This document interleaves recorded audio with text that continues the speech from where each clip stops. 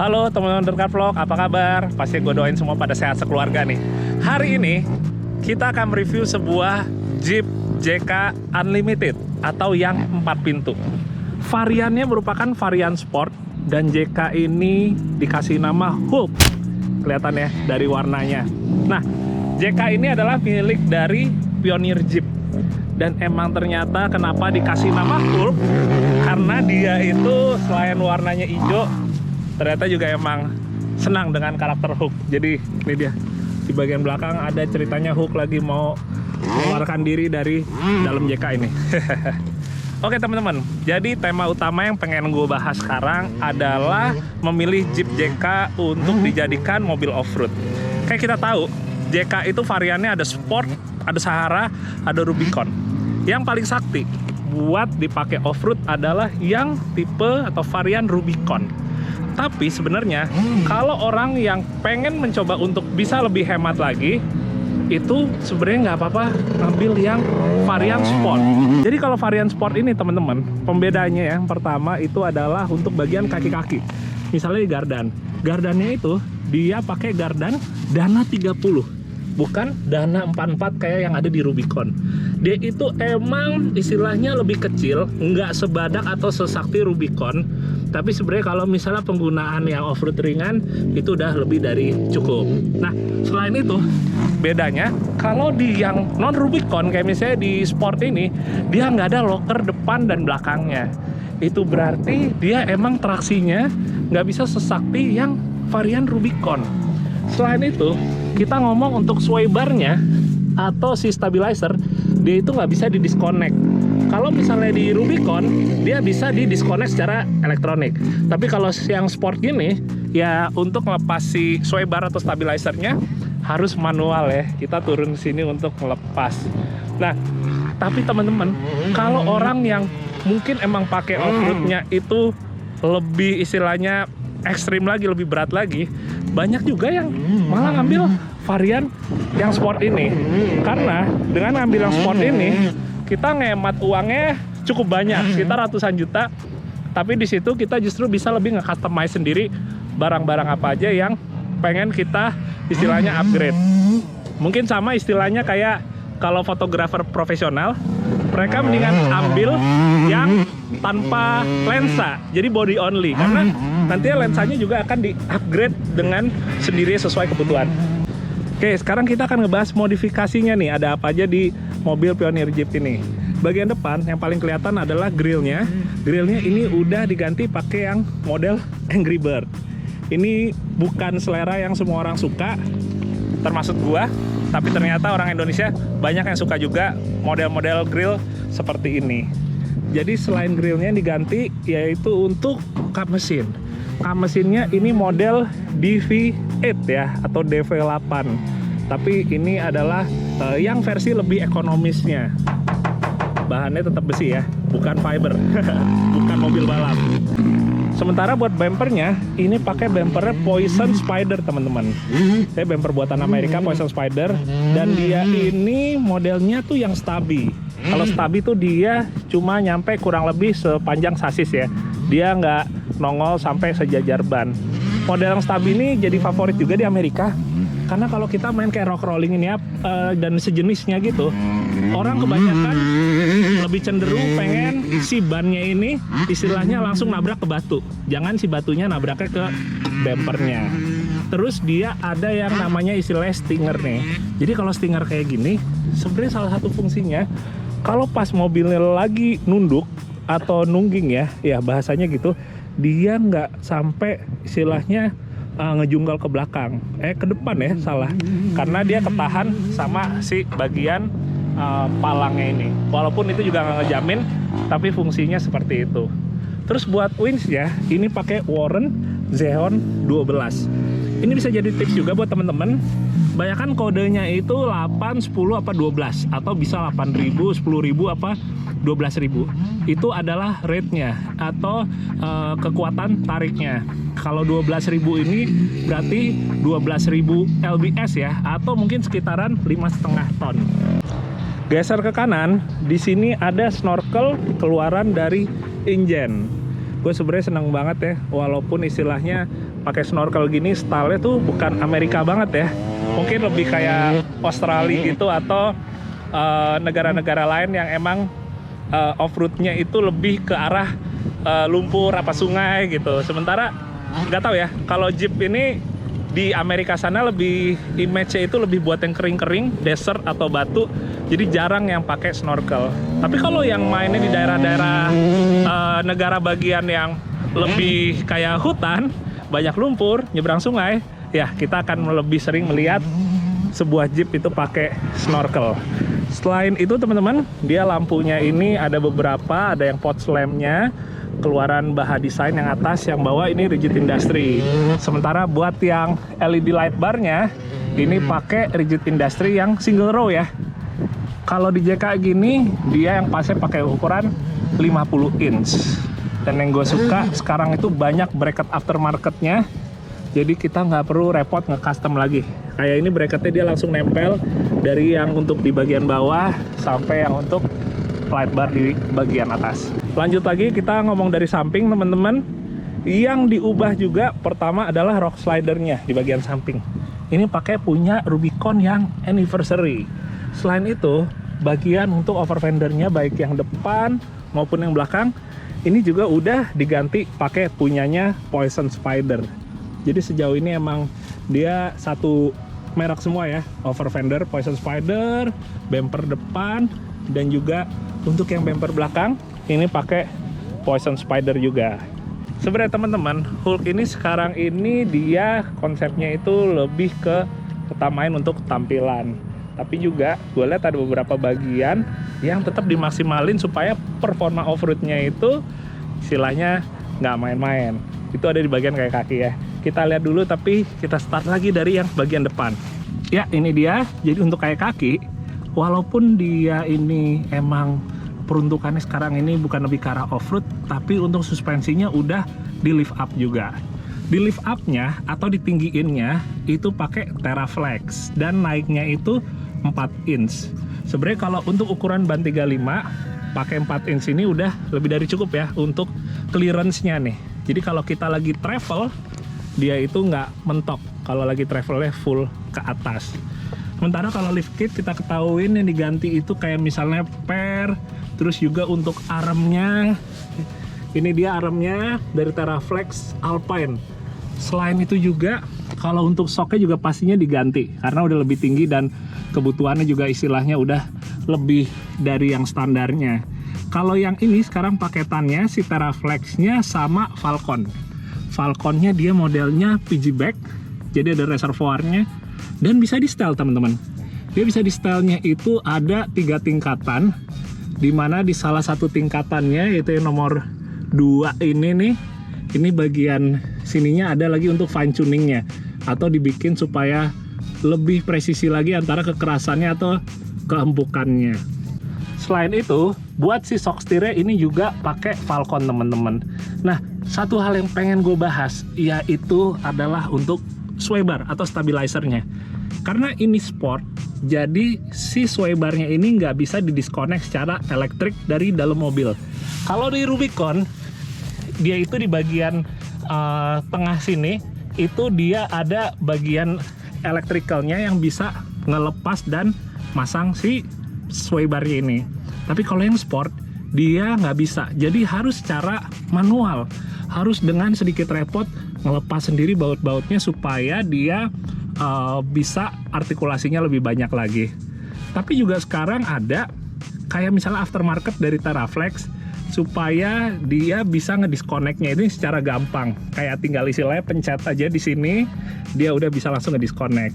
Itu dia sebenarnya yang jadi satu kelebihan juga pada akhirnya kalau kita pakai stabilizer atau sway bar yang mekanis, dia itu lebih nggak gampang rewel. Apalagi buat kita yang lebih sering off-roadnya, lebih sering masuk sungai, lumpur. Di saat itu kita nemukan sesuatu yang emang jadi sedikit kekurangan dari Rubicon, yaitu dia bisa rewel electrical ya. Jadi kita mau lepas si sway barnya tapi udah dipencet tapi nggak berpengaruh apa-apa. Ya, itu dia yang jadi plus minusnya kalau kita ngomongin sway bar. Lanjut ke bagian belakang, teman-teman. Jadi yang udah dimodifikasi yang pertama kelihatan dulu adalah untuk exhaust systemnya. Exhaust systemnya dia itu kombinasi teman-teman.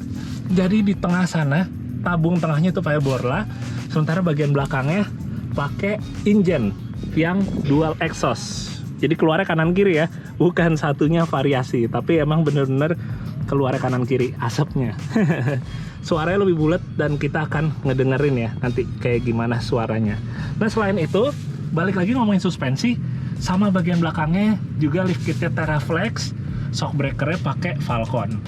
Yang menarik, ini ada skid plate keluaran dari Terraflex supaya dia itu nggak gampang mentok teman-teman. Karena emang salah satu yang jadi concern di JK itu posisi shocknya itu cukup turun yang belakang. Jadi kalau misalnya kita nggak pakai skid plate gini, ada resiko juga ya si shock belakang ini kepentok batu bagian bawahnya. Sementara yang lainnya paling perbedaannya itu ada di final gear. Final gearnya udah pakai Yukon yang rasio 488. Sementara untuk as rodanya ini masih standar. Dan untuk lockernya sekarang belum ada. Karena kalau yang sport ini kan nggak ada locker teman-teman. Tapi memang rencananya nanti akan di-upgrade pakai locker keluaran dari Yukon, zip locker. Itu yang nextnya akan coba dipasang. Oke, sekarang kita akan ngelihat bagian mesin ya. Kita buka dulu. Oh ya, nih ngomong-ngomong kunciannya keluaran dari Rockridge. Lucu juga nih dia teman-teman. Dia kunciannya bentar. Oh ya. Sambil nyari selahnya dulu buat ngebuka. Ya, sekarang kita akan ngebuka. Oke, ini dia teman-teman. Jadi mesinnya di yang JK 2013 ini pakai Pentastar 3600 V6. Kalau tenaga standarnya sekitaran 285 HP, torsinya sekitar 350 Nm. Tapi ini masih di-upgrade, tapi sifatnya istilahnya ringan aja atau mild aja, karena juga peruntukannya nggak terlalu yang istilahnya bagaimana banget. Jadi untuk upgrade-nya, pertama yang pasti itu dari air intake-nya. Ini pakai engine air intake-nya, dan ini modelnya itu kurang lebih seperti terintegrasi dengan snorkel engine-nya. Ya, jadi di satu sisi emang dia mau nggak mau kalau air intake-nya diganti engine, mesti pakai yang snorkel engine juga ya, karena dia kayak udah plug and play. Modelnya dia bukan klem, tapi emang langsung bautan ke box air intake-nya di sini. Selain itu, dia coilnya juga udah di-upgrade pakai MSD, ganti busi iridium, sama paling itu untuk akinya ini pakai Optima ya, yang yellow top. Tipenya ini D31, dan ini sebenarnya udah lebih cukup untuk kita istilahnya ngangkat electrical mobil ini ya. Untuk kebutuhan utama, yang auxiliary atau aksesoris, dan juga untuk winch-nya. Oke, berikutnya kita akan ngebahas untuk ban dan velg ya teman-teman. Bannya ini udah di-upgrade ke ukuran 35 inch, pakai Yokohama Geolandar MT. Tipenya itu G003. Ukurannya persisnya 35 12,5. Dengan velgnya ini keluaran dari TAF 8,5 lebarnya, sementara diameternya itu 17. Nah teman-teman, sedikit tips juga kalau untuk ban dan juga velgnya ya utamanya sebenarnya lebih di ban. Kalau kita mau pakai untuk penggunaan off-road, yang harus dihitung bukan sekedar aman apa enggaknya pas bannya udah masuk, lalu juga kita coba belokin ya kalau untuk yang ban depannya. Karena kalau penggunaan off-road masih ada faktor lagi yang mesti ditentuin juga, yaitu saat kita artikulasi. Saat si bannya ini artikulasi atau naik turun ya, atau lagi travel istilahnya, itu juga menjadi satu patokan kira-kira itu udah aman apa belum. Ya terutama untuk yang travel ke atasnya ya, mau yang ban belakang atau yang ban depan, kita tetap harus ngitung saat travelnya naik, bannya itu ngerapet ke kolong fender, itu kira-kira mentok apa enggak. Jadi itu jadi satu hal yang juga istilahnya jangan sampai kelupaan untuk diperhitungkan. Sekarang kita coba bahas bagian dalam ya. Oke, assalamualaikum. Lumayan tinggi nih naiknya. Oke teman-teman, yang langsung kelihatan di sini yang udah dirubah itu adalah bagian panel di dashboard yang beberapa bagian lain kayak di setir. Jadi dia udah pakai yang aksen karbon ya. Gue nggak tahu ini beneran karbon apa enggak, tapi menambah kesan sporty. Ya, ada yang lebih suka gini biar lebih sporty, lebih racing. Ada yang suka tetap dibikin kalem. Ini juga sampai ke bagian handle pintu ya. ada aksen karbonnya. Nah, ini dia. Nah, teman-teman, tapi menurut gua yang paling penting ya kalau kita pakai kayak JK gini, karena dia atapnya itu wah, lumayan panas. Modelnya pakai atap resin gitu, modular. Jadi suka bikin panas itu dari atapnya. Jadi salah satu modifikasi yang penting adalah kita masang peredam untuk di atap. Dia peredamnya yang USA-nya pun juga ada, yang Amerikanya keluaran dari Mopar, tapi istilahnya merek yang alternatifnya juga ada ya teman-teman. Jadi ini yang paling penting dulu, karena kalau enggak, buat yang suka pakai harian lumayan bisa bikin kita jadi berasa di sauna.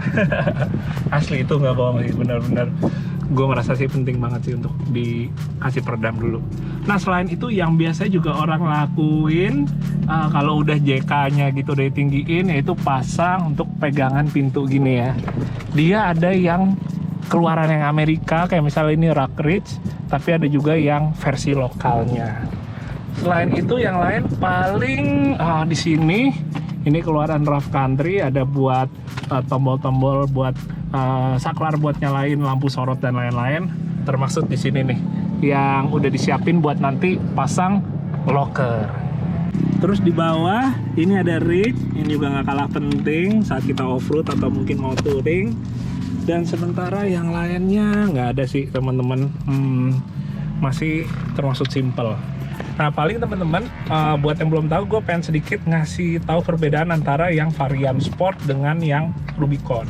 Kalau Rubicon, di bagian sini ada tombol tambahan untuk ngaktifin locker belakang, locker depan, dan juga disconnect atau ngelepas sway bar atau stabilizer depan. Tapi kalau di sport dia polos aja, nggak ada ya. Nah, terus yang ngebedain lagi adalah si transfer case-nya. Jadi transfer case-nya emang yang di sport ini istilahnya nggak sesakti di yang Rubicon. Sebenarnya mungkin bahasanya bukan lebih sakti ya, tapi dia nggak slow rasio giginya ada di Rubicon. Kalau di yang sport ini, dia rasionya pada 4L-nya itu 27,1. Sementara kalau yang di Rubicon, rasio low-nya di 4,1. Itu berarti dia bisa lebih ngerayap lagi, dia itu lebih padat lagi, tenaganya lebih ngisi lagi karena rasionya yang lebih kasar atau lebih low. Ya kurang lebih gitu sih teman-teman, yang paling utama ya ngebedainnya menurut gue. Ya paling segitu dulu. Jadi teman-teman, kita nge-review Hulk-nya milik dari Pioneer Jeep ini.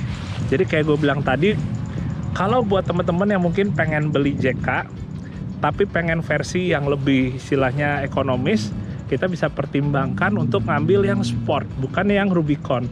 Karena mungkin kalau kita istilahnya buat sekedar gaya-gayaan aja, emang nggak dipakai off-road, sebenarnya ngambil yang sport juga lebih dari cukup. Kalau kita tetap pengen istilahnya kelihatan ini adalah sebuah Rubicon, ya menurut gue tetap gak ada salah sih misalnya kapan sini kita kasih stiker Rubicon. Ya, tapi intinya ini merupakan alternatif yang bagus.